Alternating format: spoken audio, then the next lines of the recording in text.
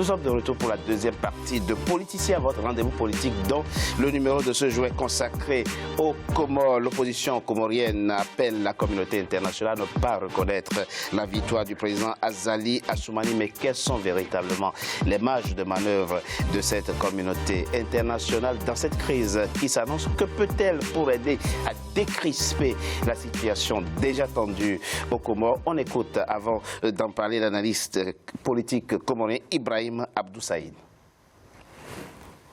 La communauté internationale peut faire quelque chose dans la situation actuelle, puisque en imposant un dialogue entre le pouvoir et l'opposition, et je crois que Azali a intérêt, puisqu'il sait qu'au niveau national, il n'a pas vraiment de la légitimité populaire. Au niveau international, maintenant l'image du pays est cornée. Donc beaucoup de monde maintenant au niveau international voit que le Comore n'est pas en sécurité. Donc pour la survie du régime, et donc il doit accepter qu'il y ait un dialogue parrainé par la communauté internationale. Au niveau de l'opposition aussi, devant la force asymétrique que Azali possède, il possède l'armée, il emprisonne les partisans de l'opposition sans aucune résistance. Il a aussi intérêt d'aller discuter avec le régime. Est-ce que la question, est-ce qu'il y a une matière de négociation au niveau, en termes de dialogue? Oui, il y en a. Donc, mais ce qui est très important, la solution qui reste actuellement, c'est que la Communauté nationale doit faire quelque chose, puisque l'opposition n'a plus de confiance vis-à-vis du régime, et le régime s'en fiche complètement de l'opposition, puisqu'il sait que l'opposition n'a pas les moyens et les forces pour résister les intimidations et les humiliations du pouvoir.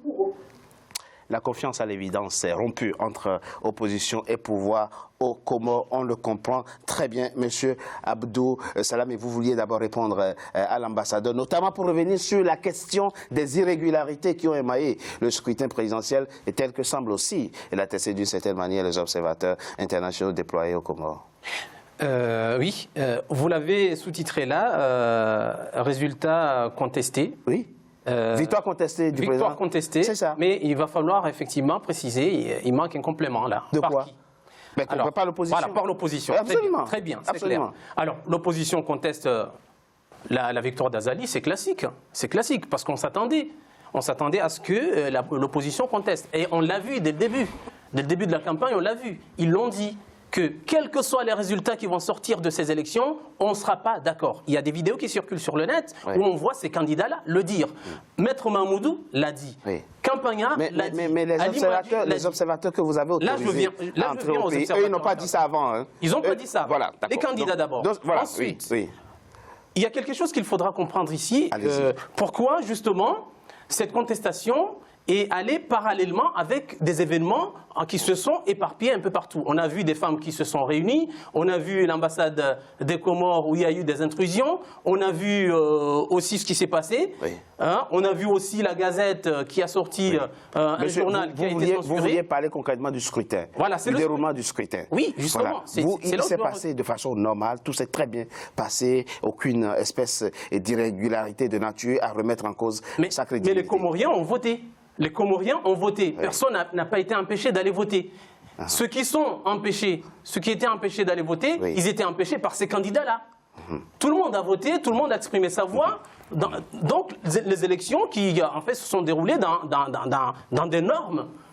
Donc les observateurs, près de 80 observateurs, ils n'ont rien compris à la question électorale. Ce sont des observateurs. Ce sont des observateurs qui sont là pour observer ce qui se passe. Oui.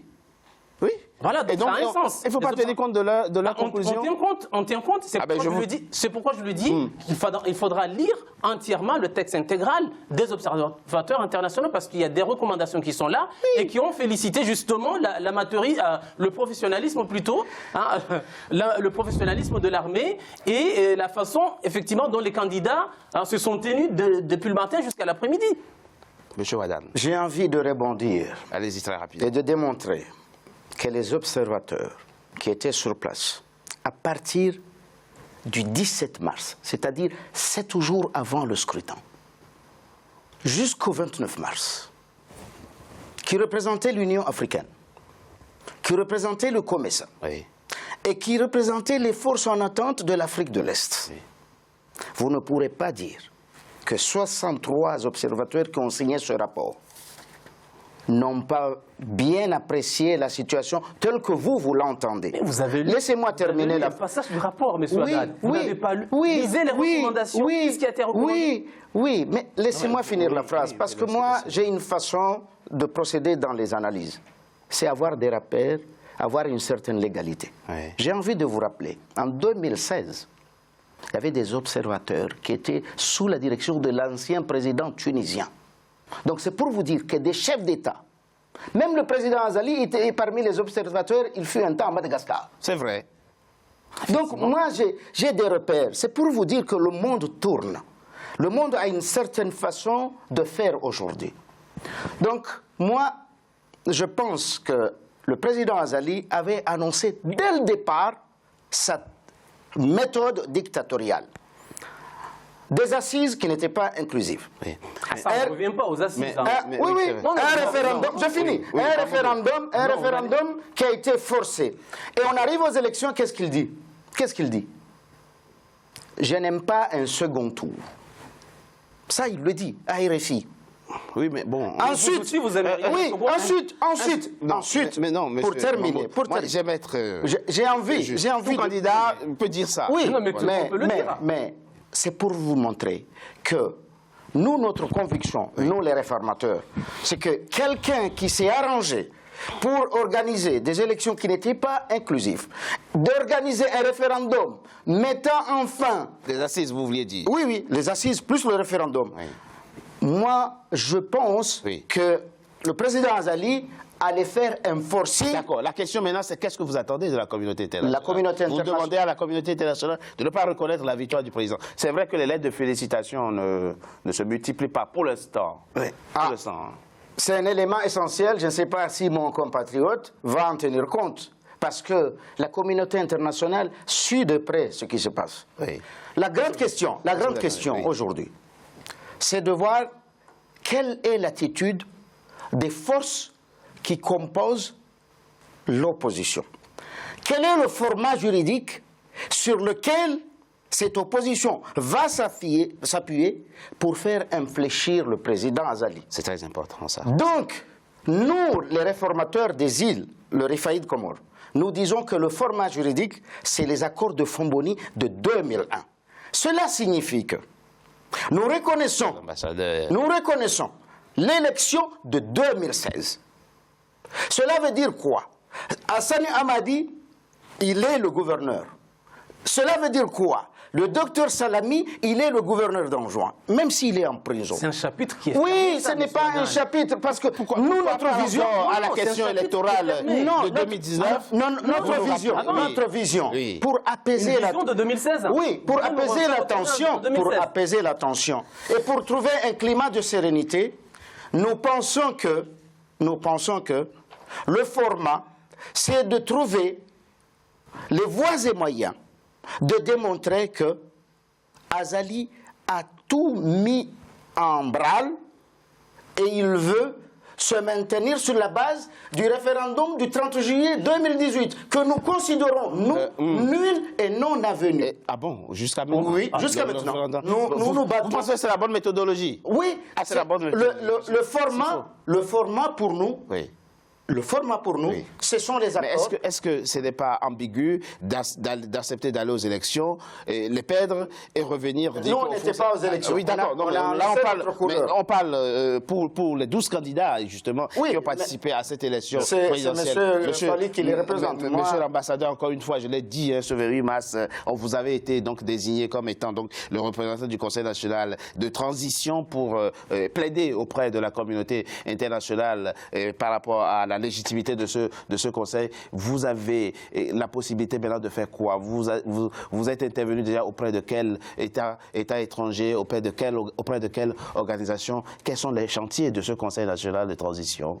En répondant à votre question, permettez-moi qu'on balaye définitivement la question des irrégularités, en laissant notre sociologue qui vit tranquillement à Paris, s'il est content de voir que des femmes qui font une manifestation pacifique se font arrêter, s'il est content que des gens qui font une manifestation pacifique se font canarder avec des bombes lacrymogènes, avec des balles en caoutchouc, si c'est comme ça qu'il espère que la démocratie va triompher dans notre pays, je lui laisse cette responsabilité.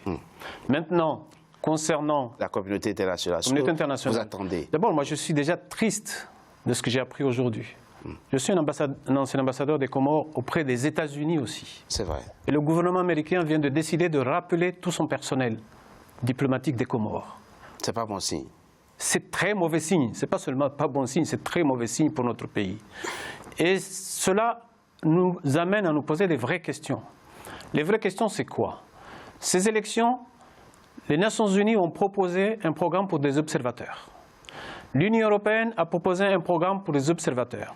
Chacun de ces programmes a été financé à hauteur de 300 000 €.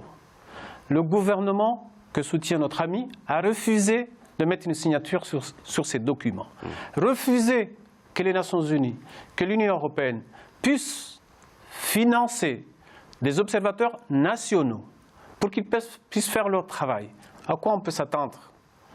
À ce que ces mêmes instances internationales viennent dire bravo, vous avez fait des bonnes élections, vous êtes dans un bon cadre. Nous savons ce que ça veut dire. Alors ce que nous avons dit avec le Conseil national de transition qui à peine a été mis en place, son président a été mis aux arrêts. Et cela fait 24 heures que personne...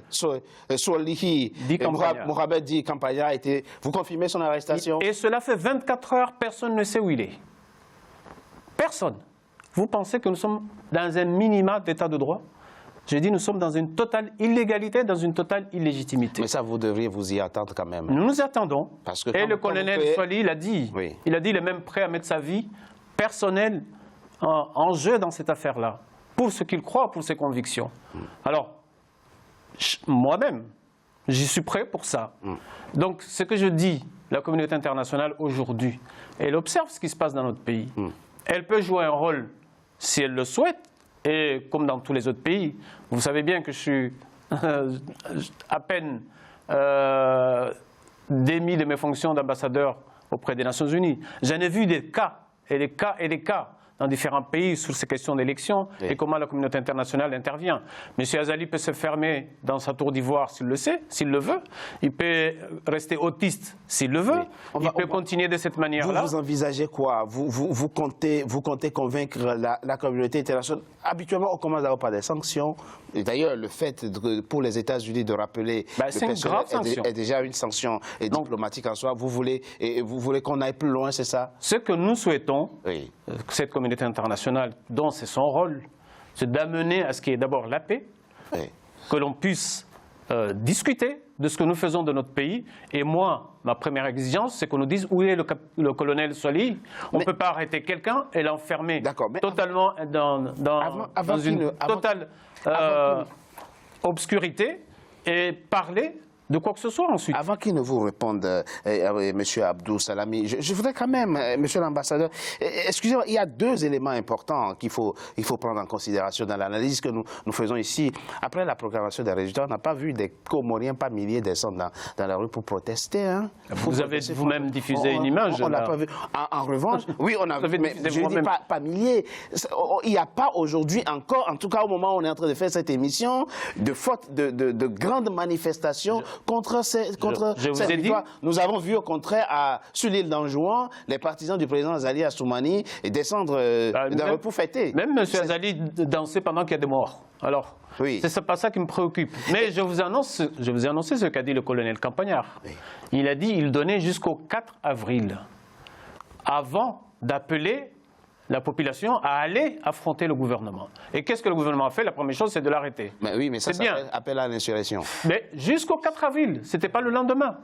C'est donner le temps aux autorités, donner le temps à la commission électorale, donner le temps à la Cour suprême de revenir à la réalité. Très bien. Il va vous répondre. Je parlais tout à l'heure, Monsieur l'ambassadeur, mais peut-être vous pouvez répondre aussi à la question. Je parle de deux éléments. Il y a effectivement le fait que la population n'est pas encore descendue massivement dans les rues pour protester contre cette victoire, mais il y a aussi le fait que, et ce n'est pas spécifique au Comores, pourquoi avant l'élection avoir proclamer partout que si jamais le président Azali Assoumani remporte la présidentielle, vous allez protéger. Il peut aussi gagner. Ça n'a pas été dit comme ça.